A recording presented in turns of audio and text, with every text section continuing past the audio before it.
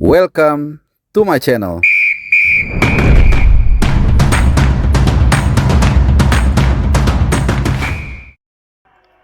Halo, salam sehat teman-teman semua. Masih di channel Bung Harpa dan juga tentunya masih membahas update dari tubuh Tim Nasional Indonesia, tim kesayangan kita tentunya dari seluruh rakyat Indonesia. Dan kali ini ada berita yang cukup menarik yang baru bergulir sekitar ya mungkin kurang dari 24 jam terakhir, di mana jajaran kepelatihan tim nasional kita di bawah Coach Sintayong ini akan semakin bertambah. Ada satu lagi sosok yang akan bergabung, yaitu Yeom Ki-hoon. Ini pelatih kiper yang sebelumnya sebenarnya udah bekerja sama dengan Coach Shin, yaitu tahun 2017 dan 2018 ketika saat itu Coach Shin dalam persiapan untuk membawa Korea Selatan tampil di putaran final Piala Dunia 2018. Meskipun saat itu Kim Yeom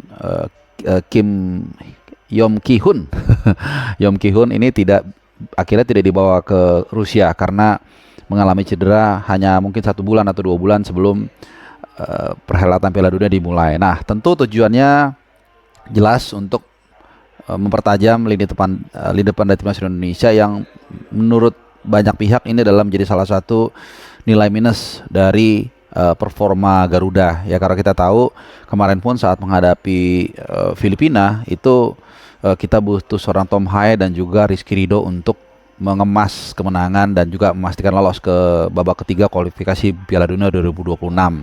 Kemudian ya udah mencoba menaturalisasi, tapi tampaknya ini juga menjadi message ya bahwa dengan naturalisasi pun Sintayong nampaknya belum terlalu puas ya, meskipun udah ada Jens Raven juga yang sempat digadang-gadang akan dibawa oleh Sintayong ke putaran ketiga nanti kualifikasi Piala Dunia. Tapi kalau dari berita terakhir ini dengan masuknya Yeom Ki-hoon sebagai jajaran di kepelatihan, terutama di asisten di pelatih striker, ya ini artinya sudah mentok jalan yang coba ditempuh Sintayong dengan merekrut pemain dari mungkin Liga 1, baik juga di pemain diaspora. Jadi akhirnya untuk meningkatkan performa dari para pemain yang ada ini, Sintayong akhirnya mengontak yang bersangkutan. Nah, ini mungkin sedikit kita perlu ketahui ya, siapa sosok dari Yeom Ki-hoon ini. Ini adalah terakhir dia menjadi pelatih dari Suwon Samsung Blue Wings. Ya, jangan ketukar sama Suwon FC. Kalau Suwon FC itu klub di mana Pratama Arhan bernaung ya, bek kiri tim nasional kita. Tapi kalau Suwon Samsung Blue Wings ini beda. Ini main di kasta kedua sepak bola Korea ya, atau Korean League. Meskipun saat ini juga sebenarnya kalau kita lihat Yeom Ki-hoon sudah tidak melatih di sana. Jadi dia dipecat atau mundur ya berapa bulan yang lalu karena memang performanya turun.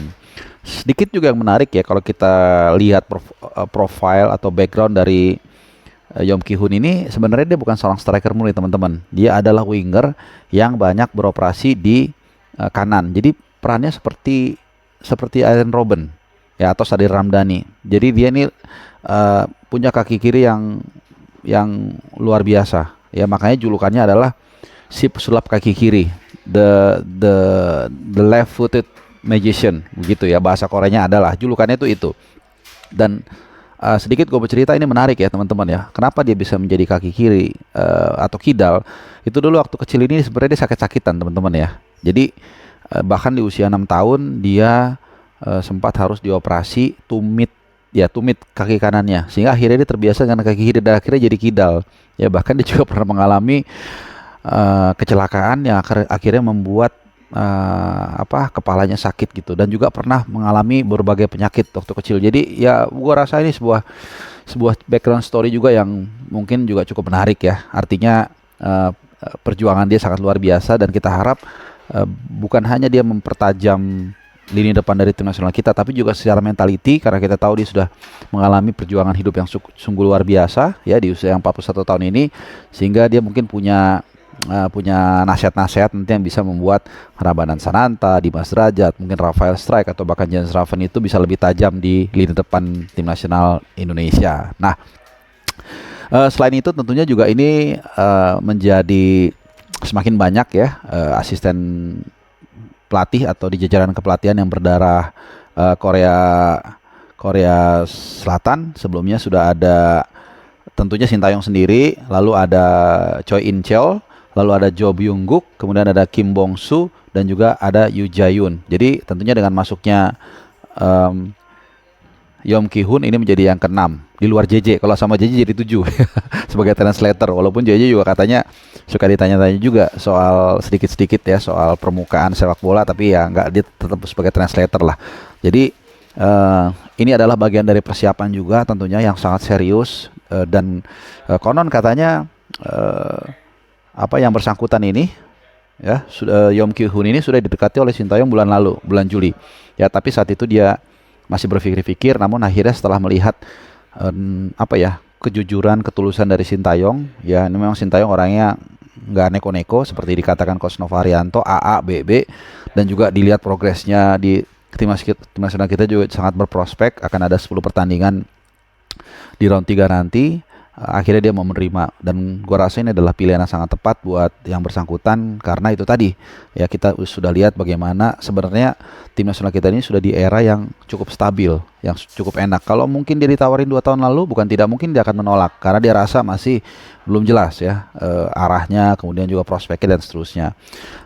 Jadi sekali lagi ini memang membuat introspeksi juga buat kita semua ya, bahwa tampaknya sebenarnya ada 2 hal yang membuat ini terjadi. Pertama adalah memang asupan pasokan pemain depan ini memang masih kurang, baik Liga 1 terutama lagi, terlebih-lebih Liga 1 maupun juga diaspora ya. Sudah pakai jalur diaspora aja ternyata masih belum bisa memuaskan Shin Tae-yong, sehingga dia sampai harus mendatangkan si Magician ini, si pesulap ini, untuk bisa menyulap para pemain depan kita lebih tajam. Dan kedua, memang ini sebenarnya bukan hanya fenomena di Indonesia, tapi fenomena di seluruh dunia, di mana gaya bermainnya tuh, gaya bermain kontemporer itu sudah berubah. Sepak bola itu sudah lebih cair, tidak lagi terkotak-kotak oleh posisi, sehingga ketika seorang striker itu posisinya di depan, tapi itu dia tidak lock ya, tidak stay hanya di depan, tapi juga kadang-kadang ikut turun, ikut ngepres segala macem. Jadi ini yang membuat akhirnya secara natural itu the real target itu menjadi tidak banyak lagi ya. Mungkin kalau sekarang yang tersisa di dunia yang kita tahu Fulkrug ya, kemudian Haaland, Weghorst ya, tidak banyak ya. Hanya ada beberapa nama yang memang dari striker. Tapi kalau dulu, wah itu banyak sekali. Ada Didier Drogba, ada Batistuta, even ada Oliver Bierhoff, walaupun hanya pakai kepala doang, tapi ya tetap mereka dari striker ya, karena sistemnya dulu seperti itu. Ya, bahkan kalau kita lebih jauh lagi, mungkin kita semua belum lahir, dulu ada Gerd Müller, yaitu dijulukannya The Bomber ya, karena memang dia adalah the real target man. Nah, tapi saat ini tidak seperti itu. Sudah memang lebih susah lagi, tapi memang harus dibenahi ya, karena nanti kita menghadapi tim-tim seperti Australia, menghadapi Jepang, menghadapi Arab, Bahrain, dan China yang tentunya punya pertahanan kokoh. Ini kita tidak bisa hanya limited atau terbatas pilihannya, nanti gampang terbaca lawan ya. Matikan Tom Hai, matikan lini kedua, maka akan sulit untuk mencetak gol. Tapi dengan nanti lebih tajam lagi mungkin striker-striker kita yang ada, yang gue bilang tadi, seperti Ramadan Sananta, Rafael Strijk, maupun Jens Raven, atau bahkan Dimas Derajat ya, kita berharap ini akan menambah variasi dalam lini depan kita ya. Jadi walaupun tentunya ekspektasi ini akan tinggi ya, karena pasti kita ingin melihat langsung hasilnya. Dan ini juga mungkin perlu diingat ya, nggak bisa, walaupun julukannya pesulap, dia nggak bisa benar-benar sulap kita langsung tajam sekonyong-konyong gitu ya, karena nanti sampai dengan pertandingan pertama round 3 itu menghadapi Arab itu tanggal 5 September, itu hanya kurang dari 1 bulan kurang 1 hari. Jadi gua rasa untuk mengubah seorang striker itu atau pemain depan lebih tajam butuh waktu. Jadi sabar, mudah-mudahan seiring berjalannya waktu, mungkin Oktober atau November, karena Oktober ada 1 batch 2 pertandingan, November juga ada 1 batch 2 pertandingan kualifikasi Piala Dunia round 3.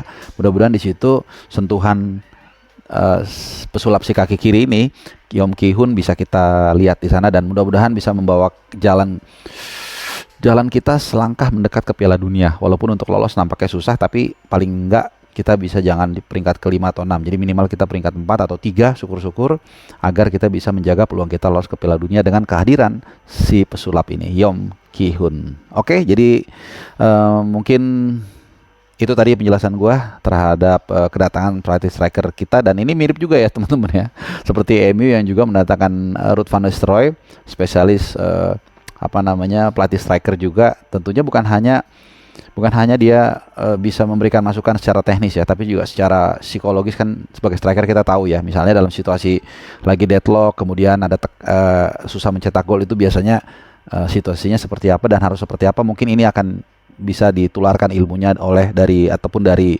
Yom Ki Hun. Ya, oke. Terima kasih udah nonton. Sehat selalu dan sampai nanti.